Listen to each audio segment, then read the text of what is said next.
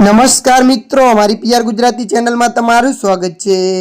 TV ઇન્ડસ્ટ્રીમાંથી વધુ એક દુઃખદ સમાચાર સામે આવ્યા છે। ફેમસ સિરિયલ તારક મહેતા કા ઉલ્ટા ચશ્મામાં કામ કરનાર અભિનેતાએ પણ દુનિયાને અલવિદા કહી દીધું।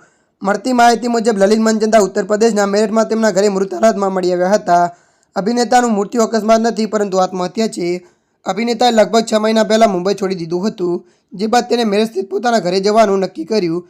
તે મેરઠમાં તેના ભાઈ સંજય મંજનદાના ઘરે ફાંસાથી લટકતી હાલતમાં મળી આવ્યા છે। ઘણા અહેવાલોમાં એવું કહેવામાં આવી રહ્યું છે કે તેને કામ મળી રહ્યું ન હતું અને તે આર્થિક મુશ્કેલીઓનો સામનો કરી રહ્યો હતો, તો તેના નજીકના લોકો કહ્યું કે તે ખૂબ જ પરેશાન લાગતો હતો। લલિત મંજનદાના મૃત્યુના સમાચાર સાંભળીને તેમના પરિવાર પર આપ તૂટી પડ્યું છે। અભિનેતાના પરિવારમાં તેની પત્ની તરુ મંજનદા, 18 વર્ષીય પુત્ર ઉજ્જવલ મંજનદા અને પુત્રી શ્રેયા મંજનદા છે। પરિવાર પાસેથી મળેલી માહિતી મુજબ રવિવારે રાત્રે તે સૂવા માટે પોતાના રૂમમાં ગયા હતા। સોમવારે સવારે જ્યારે તેમના પરિવારના સભ્યો તેને ચા માટે જગાડવા આવ્યા ત્યારે તેમની બોડી ફાંસીથી લટકતી હાલતમાં મળી આવી હતી। આ પછી પરિવારજનોએ તાત્કાલિક પોલીસને આ અંગે જાણ કરી હતી। પોલીસે ઘટનાસ્થળે પહોંચી બોડીને પોસ્ટમોર્ટમ માટે મોકલી આપી હતી। દિવગત અભિનેતાના પરિવારજનોએ મોડી સાંજે અંતિમ સંસ્કાર કર્યા હતા। હાલમાં માત્ર પરિવારના સભ્યો જ નહીં પરંતુ ટીવી ઇન્ડસ્ટ્રીના સ્ટાર પણ આ સમાચારથી ચોંકી ગયા છે।